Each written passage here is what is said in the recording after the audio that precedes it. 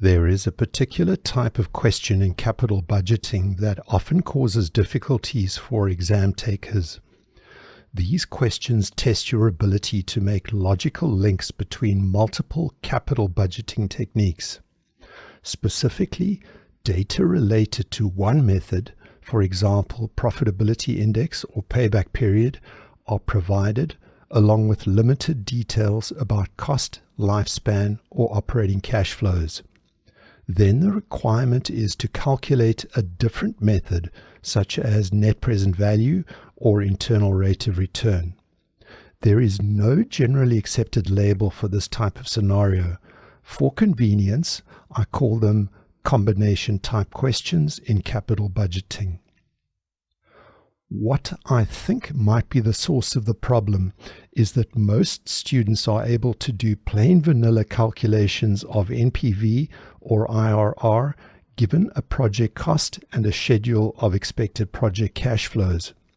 They know how to mechanistically punch the numbers into a financial calculator.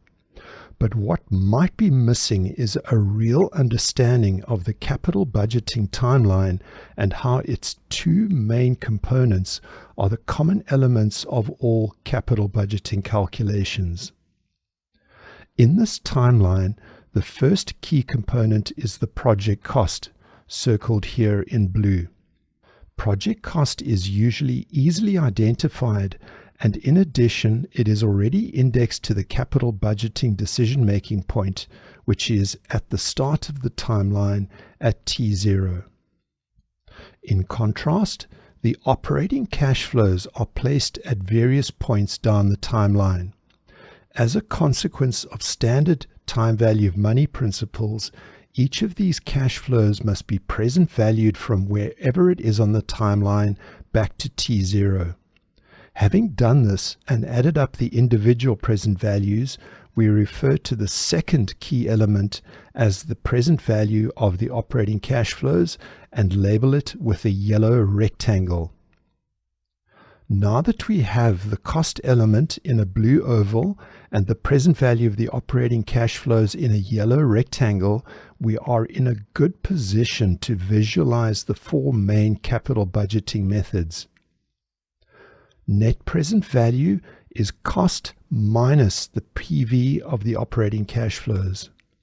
Internal rate of return is the rate at which the cost equals the present value of the operating cash flows.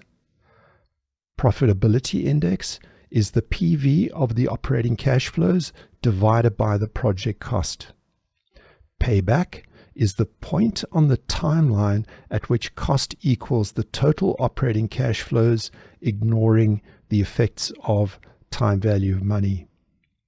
Notice the obvious symmetries between the methods, with cost and operating cash flows appearing across all four methods.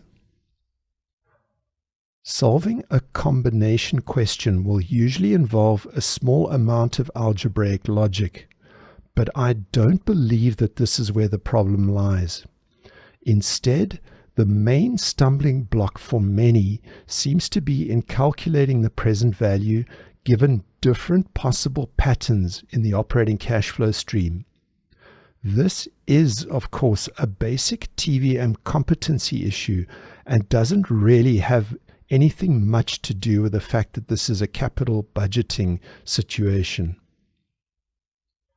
There are four main cash flow patterns: an unequal finite series, an equal finite series, a constant perpetuity, and a growing perpetuity.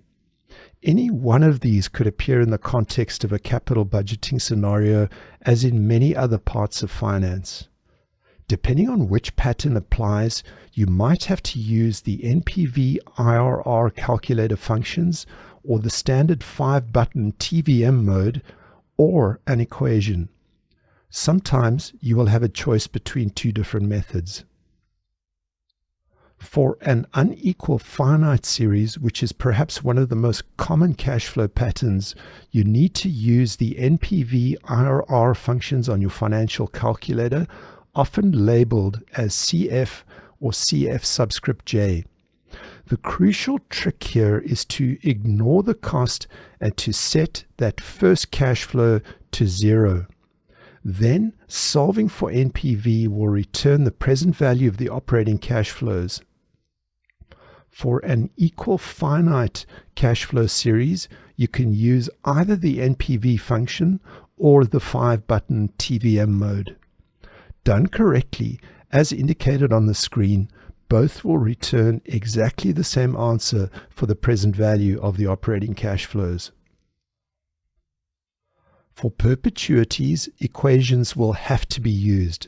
From my experience, the main problem here seems to be in a lack of understanding that there must always be a 1-year gap between the valuation point at T0 and the first of the perpetual cash flows starting at T1. If the 1-period gap is properly taken into account, there should be little difficulty in calculating the present value of an infinite series of operating cash flows generated by the project, whether these are constant or growing. Let's try a couple of examples. We are asked here to calculate the net present value of a project costing 400,000 Rand and which has a profitability index of 1.8. We begin by applying the principles discussed earlier and writing down what we do and do not know. The profitability index equals the PV of the operating cash flows divided by cost. Filling in values for the known variables, which in this case are the PI at 1.8 and the cost at 400,000, we rearrange to solve for the PV of the operating cash flows at 720,000. Then we switch over to the NPV equation, specified as the present value of the operating cash flows minus the project cost, and fill in both numbers, which are now known to us, and we then calculate the net present value as positive 320,000 Rand. In the second and final example of this video, we are asked to calculate the internal rate of return for a project costing 120 million Rand that will generate 5 equal annual operating cash inflows and that will pay back in exactly 3 years. Payback is the point on the timeline at which the cost equals the total operating cash inflows without taking TVM effects into account. So, if the cost is 120 million Rand, payback occurs exactly 3 years after starting the project, and the operating cash flows are the same each year, then each one of those cash flows must logically be 120 million divided by 3, which is equal to 40 million Rand per year. We now take this new data point derived from a logical analysis of our understanding of the payback method over to the calculation of the internal rate of return. This can be done using the IRR function keys shown in red as option A, or using the 5-key standard TVM approach shown in green as option B.